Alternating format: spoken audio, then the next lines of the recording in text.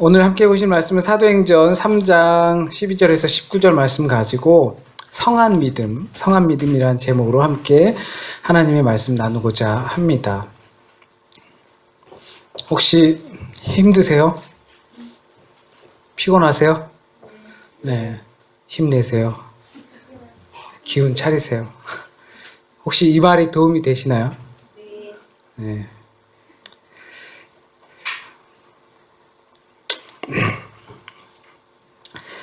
저는 저의 약한 모습을 감추는 거 별로 안 옛날엔 감추고 막 그랬었는데, 목회를 하면서, 같이 공개를 하는 거를 조금 좋아했죠. 그래서 제 아픔도, 제 질병도 공개를 하고, 그러니까 서로 이제 기도로 힘을 얻기 위해서. 한동안은 진짜 운전을 하면서도, 반대 차선으로 막 들어가고 싶은 그런 심각한 상태가 있었다고 여러 번 말씀을 드렸지만, 그것이 지나고 나니까 지금 왜 힘들어? 내가 살아있는데 라는 생각을 하게 되었었습니다. 감사한 하루입니다. 오늘 예배 통해서 여러분에게 하나님의 위로와 하나님의 에너지가 팡팡 터지길 원합니다.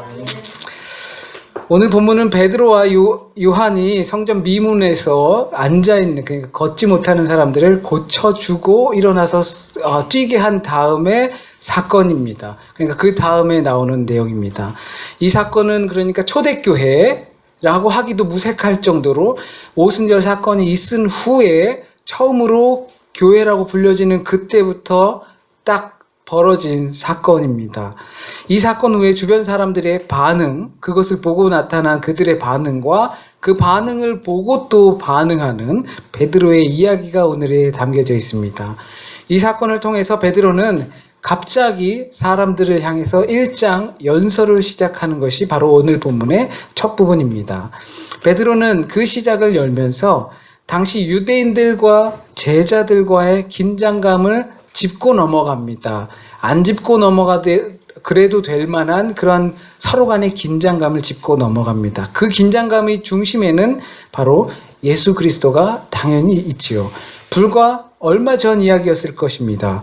역사적 순서대로만 본다면 불과 얼마 전에 예수 그리스도께서 십자가에 달려 돌아가시고 부활하시고 승천하신 그 후의 사건일 겁니다. 미처 그 이야기들이 사람들의 기억 속에서 사라지기 전이라는 뜻입니다. 이것이 무슨 문제가 되냐면 당시 기독교라고 하는 그러한 주류 신앙은 생기지 않은 상태에서 유대교 내에 또 새로운 계파가 생긴 것과 같은 것입니다. 그런데 그들이 성전, 곧 성전 앞마당, 이방인의 뜰이라 불려지는 그곳에서 예수께서 유월절이 되어 성전에서 장사하는 사람들을 몰아내고 이 성전이 파괴될 것이다 라고 선포하시고 그리고 야단을 치시던 그 장소입니다. 물론 그 자리에 딱 그 자리는 아닐 수 있겠지만 성전 미문이라고 하는 베드로가 서 있는 그곳은 바로 그 넓은 의미의 성전을 뜻합니다. 그 자리에서 베드로가 오늘 본문과 같은 일들을 벌이는 것입니다. 이 부분에서 어떤 한 영화 제목이 생각이 나는데 세상의 중심에서 사랑을 외치다, 일본 영화인 것 같아요. 대충 이런 것 같은데 바로 베드로가 이런 것 같습니다. 세상의 중심에서 사랑을 외치는 것입니다. 예루살렘, 그것도 성전 앞은 이스라엘 사람들에게 세상의 중심과도 같습니다. 왜? 그들은 하나님의 백성, 선민이기 때문입니다. 거기서 모여서 예수님의 사랑을 베드로가 전하는 것입니다. 어떻게 보면 무모한 일일 수도 있을 것 같습니다. 그 외침의 첫 마디는 베드로가 왜 우리를 주목하느냐?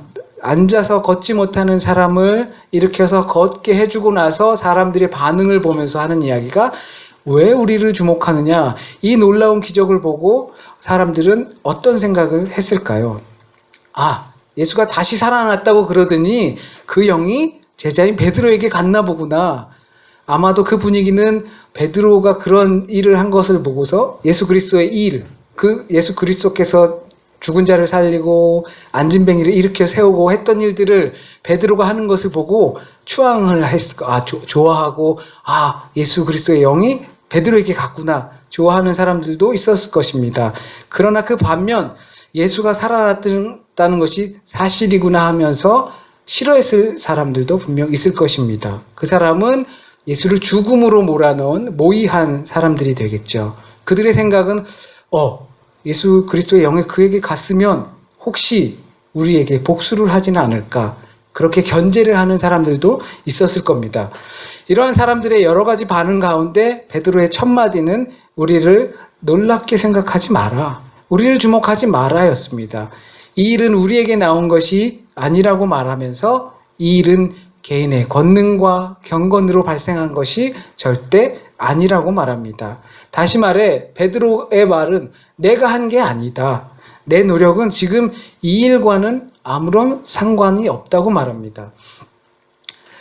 그런데 여기서 잠시 짚고 넘어갈 것은 이 사건의 반응을 볼 때 베드로의 모습이 조금 변한 것 같습니다. 제자로 생활할 때랑 그리고 예수 그리스도께서 승천하시고 오순절 성령의 사건 이후랑 베드로의 모습이 조금 달라졌습니다.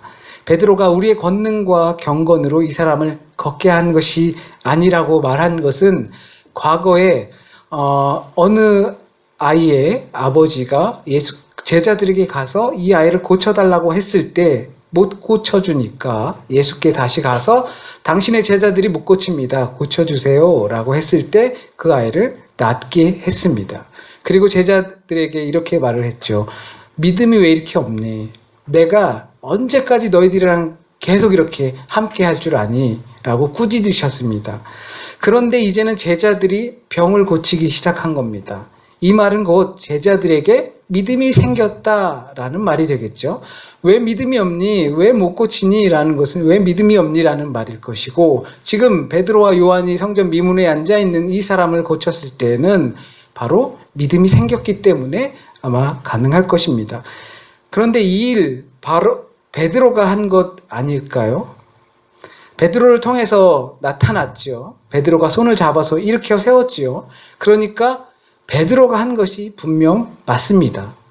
만일 진짜 베드로가 한 것이 아니라고 우리가 생각한다면 베드로는 다만 주님 사역의 도구에 불과했다고, 그 사람은 주님이 하시는 일에 사용됐을 뿐이다 라고 생각한다면, 우리가 가끔 용한 목사라고 표현하면 좀 웃기죠. 근데 있어요. 용한 목사들이. 용한 목사나 또는 용한 은사를 갖고 있는 사람들, 치유의 은사를 갖고 있는 사람들, 그런 사람들을 찾는 이유가 뭘까요?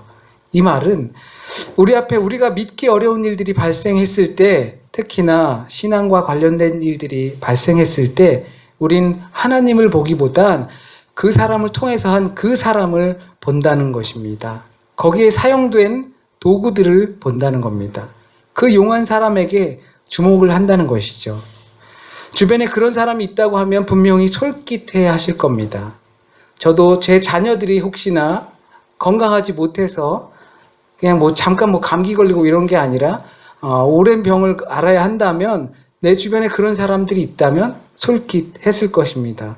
그나마 감사한 것이 아이들이 건강해서 그러한 부분에 유혹이 되지 않아도 된다는 것입니다. 베드로는 바로 그것을 경계했습니다. 제자들이 믿음에 생겨서 과거에는 할 수 없었던 것이 자신들이 앞에서 발생하게 되었는데, 그 믿음이 생겼다는 것은 능력이 생겼다는 것이 아니라 주님께서 하신다는 것을 알았다는 것입니다. 이제 깨달은 것입니다. 주님께서 하시는구나. 나의 경건, 나의 능력이 아니구나. 나의 능력과 나의 경건은 다만, 내가 경건을 위해서 노력하고 하는 것은 다만 하나님께서 하신다는 것을 깨닫게 하기 위한 것이구나. 우리가 신앙생활 하다 보면 가끔 이러한 함정에 빠지게 됩니다. 왜 베드로에게서, 또는 왜 어느 특정 은사를 가지고 있는 사람에게만 그러한 일들이 발생하는가? 그 사람 자체가 무언가 특별한 게 있는 건 아닐까? 그렇지 않고서 나는 왜 그런 일을 못하고 왜 저 사람에게만 그런 부러운 일들이 나타날까? 이런 함정에 빠지곤 합니다. 왜 하나님께서 저 사람을 통해서 이 사람을 고치고 치유시키는지 그건 알 수 없습니다. 다만 그 사건 자체가 그 사건을 보게 하는 것이 아니라 그 사건을 통해서 나타나는 그 반응으로 믿음을 갖게 하시려는 것입니다. 그래서 비록 우리의 경험과 권능은 믿을 수 없는 일들, 병을 낫게 한다든지 죽은 자를 살리게 한다든지 하는 그런 일들을 발생시키진 못한다 하더라도 그것을 깨닫게 한다는 것입니다. 내가 한 게 절대 아니다. 이거 내가 이렇게 분명 나는 도구로 사용됐지만 이게 내가 한 것이 아니다. 왜 나를 통해서 일하시지 않고 저 사람을 통해서 일하실까라는 함정에 빠지지 않게 하는 것이 바로 믿음이고 그리고 경건의 훈련입니다. 베드로가 이제 믿음이 생겨서 성전 미문에 앉아있는 병자를 고칠 수 있게 되었습니다. 병을 고친다는 것은 누군가에게는 새로운 인생의 시작입니다. 곧 제자된 자의 믿음은 그들에게 나를 만나고 내 손을 붙잡고 나와 대화하는 사람에게 새로운 인생, 새로운 삶을 선물해 줄 수 있는 바로 그러한 믿음입니다. 우리가 병 고치고 하는 이런 은사는 저는 정확히 잘 모릅니다. 제게 능력도 없지만 그것이 병자의 믿음으로 고쳐지는지 병자가 낫고 싶어서 막 갈망해서 고쳐지는 건지 아니면 베드로처럼 그의 믿음이 생겨서 그를 쉽게 고칠 수 있는 것인지 알 수 없습니다. 그러나 확실한 것은 제자의 믿음이라는 것, 그리스도인의 믿음이라는 것은 제자들을 만나는 사람들에게, 그리스도인들을 만나는 사람들에게, 내 벗들에게 새로운 인생을 선물할 수 있어야 합니다.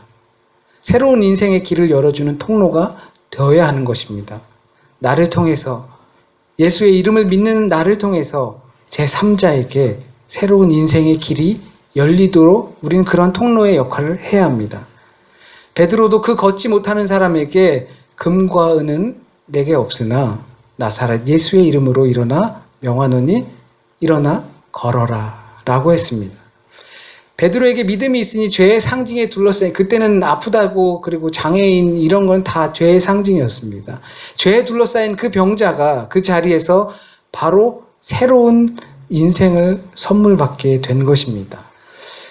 우리에게 비록 그렇게 놀라운 사건을 일으킬 수 있는 능력은 없다 하더라도 그와 같은 믿음으로, 그러한 믿음으로 새로운 인생을 나와 만나는 사람에게, 나와 함께하는 사람에게 선물할 수 있어야 하지 않을까 생각합니다. 나를 만나는 사람들에게 새로운 삶에 대한 적어도 확신은 줄 수 있지 않을까. 확 터닝 포인트가 되게 한다든지 이런 거는 우리가 비록 못한다 하더라도 우리의 삶이 적어도 헛되지 않다라는 것, 그것을 확신할 수 있게 하는 그러한 마음 정도는 주어야 하지 않을까 생각합니다.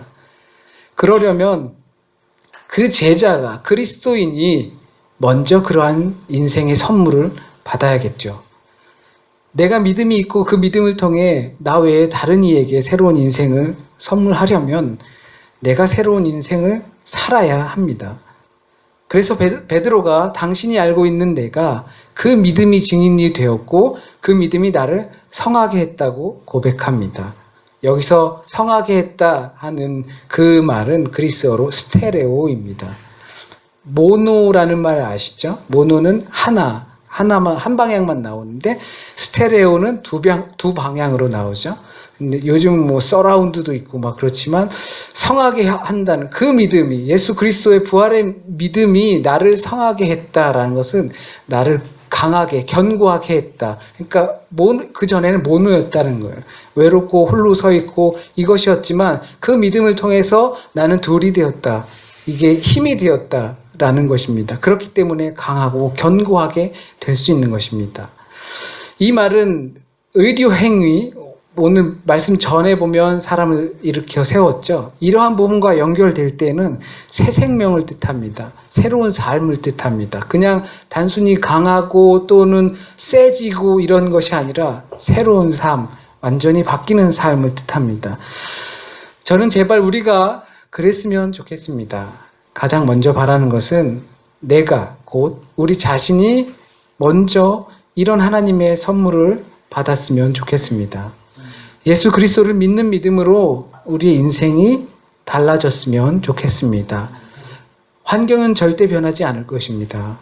쉽게 변하지 우리를 보면 알잖아요. 내 자신이 쉽게 변하지 않는다는 것 알잖아요. 그만큼 나 외에 다른 환경도 역시 그거보다 더 어렵게 변하지 않을 것입니다. 여전히 나를 힘들게 할 것이고 외롭게 또는 어렵게 할 것입니다. 그러나 예수 그리스도의 그 믿음으로 성하게 된 믿음, 스테레오로 나 혼자가 아니라 예수 그리스도와 함께하는 그 믿음으로 우리의 삶이 변화되길, 우리의 인생이 좀 재밌어지길 바랍니다. 늘 교회나 말씀을 통하여 너는 할 수 있어. 너는 할 수 있어. 그러니까 내가 좋아하는 것, 내게 용기가 얻을 수 있는 것, 그리고 자꾸 미래적인 것만, 내 마음에 드는 것만 찾는 것이 아니라 내 힘으로 할 수 없어. 그것을 깨닫고 깨닫게 하는 그런 공동체로 변했으면 좋겠습니다. 거기에 우리의 경건과 권능이 좀 더 발달되길 바랍니다. 또 날마다 새로워졌으면 좋겠습니다. 날마다 새로울 것이 또 뭐 있나 할 수도 있습니다. 그게 그거 같고 도찐개찐이라고 하죠. 어제가 오늘 같고 오늘이 또 내일 같을 것이고 라고 생각할 수도 있을 것 같습니다. 그러나 지금 사는 우리의 인생이 날마다 새로워졌으면 좋겠습니다. 그리고 우리의 그런 믿음을 통하여 우리를 성하게 하심으로, 우리를 견고하게 하고 강하게 하심으로 우리를 만나는 사람들에게 역시 새로운 삶을 맛보게 해 주었으면 좋겠습니다. 내가 맛보지 못한 인생을 누구한테 맛보라고 할 수 있겠습니까? 베드로는 그래서 나를 봐라. 그러니까 너희들이 나를 알고 있지 않느냐. 과거의 그 내 모습을. 그런데 예수 그리스도를 믿음으로 인해서 과거에 내가 성한 믿음을 갖게 되었다. 나를 완전하고 강하게 만들었다. 견고하게 했다라고 하는 것은 자기 자신이 변했기 때문입니다. 새로운 삶을 맛보았기 때문입니다. 새로운 삶 맛보니까 참 맛있더라. 함께 나눌 수 있는 가치가 있더라. 그렇기 때문에 너도 좀 같이 맛보자 하는 것이죠. 나한테 맛없는데 누구한테 맛있다고 거짓말을 하겠습니까? 그래서 베드로는 먼저 회개하고 돌이켜 너희 죄 없이 함을 받으라. 회개해라. 너희들이 먼저 죄가 없어야 한다. 그래야지 그 인생의 맛을 느낄 수 있다. 이같이 하면 새롭게 되는 날이 주 앞으로부터 이를 것이라고 선포합니다. 물론 성전 미문에 앉아있는 그가 회개해서 돌이켜서 병을 고쳐졌다고 나오지 않습니다. 이런 부분을 보면 그냥 불특정 다수에게 하나님의 은혜가 베드로를 통해서 그가 병고침을 받고 새로운 인생을 살게 되었습니다. 혹시 삐딱하게 생각하면 그럴 수도 있어요. 저 사람은 왜 예기치 않게 놀라운 일을 경험해가지고 되고 우리는 그것을 본 것만으로 인해서 힘겹게 회개하고 돌이키고 나를 변화시켜서 새로운 인생을 살아야 하는가. 그것은 함정입니다. 우리는 그런 함정에 빠지면 안 될 겁니다. 다만 우리는 이미 믿음의 원리를 알고 있기 때문에 오늘 본문에 나오는 그 반응들을 통해서 우리의 믿음이 더욱 경건해져야 할 것입니다. 성한 믿음은 살리는 믿음입니다. 살리는 믿음은 내가 먼저 산 믿음입니다. 가끔 저도 목사가 된 지 새내기지만 가끔 그런 이야기들을 이렇게 비슷한 종류의 사람들과 모였을 때 이야기를 하면 그럽니다. 생활고, 목사들의 생활고.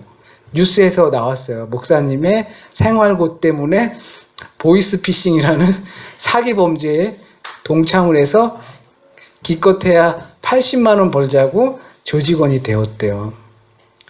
교회도 그래도 많지는 않, 그렇게 하여튼간 생활고가 있었겠죠. 예. 그런데 가끔 그런 이야기들을 합니다. 생활고는 그래도 우리가 좀 살 맛은 이게 좀 보충이 돼야 하지 않겠느냐 이렇게들 이야기합니다. 목사들도 마찬가지예요. 그러면 저는 늘 가지고 있는 생각이 그렇습니다. 그러면 딴 거 하면 되잖아요. 그죠? 딴 거 하면 되잖아요. 예. 이거 목사 일을 하는 것 때문에 생활고에 힘들어서 못하겠으면 다른 거 하고 집사하고 권사하고 평신도 하면 되잖아요. 그러면 더 죽을걸? 왜냐하면 평신도의 삶이 얼마나 힘들고 또 고되고 하는 것을 저는 알기 때문이죠. 과거에 전도사 하면서 일하고 막 이렇게 하면서 그러니까 일하지, 자기 삶 있지, 또 교회 임직 맡으면서 또 뭐 이런 거 하지 하면, 야, 그게 얼마나 더 어려운지 그러면 평신도로 살면서 한번 해봐라 라는 이야기를 가끔 합니다. 그것은 목사들뿐만이 아니라 일반 신도들에게도 마찬가지인 것 같습니다. 믿음의 생활, 성한 믿음 갖는 거 힘들겠죠. 예, 힘들겠죠. 그러나 그것이 살리는 것이고 또 내가 사는 길일 줄 압니다. 그렇기 때문에 힘들어도 그 성하기, 이루기 위해서, 스테레오 하기 위해서 우리는 하는 것입니다. 잠시 기도드리겠습니다.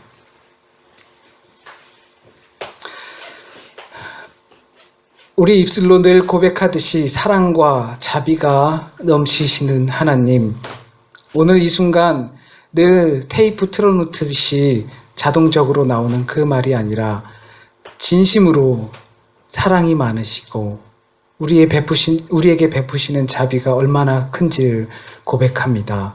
우리의 믿음으로 되는 것이 아닐 줄 압니다.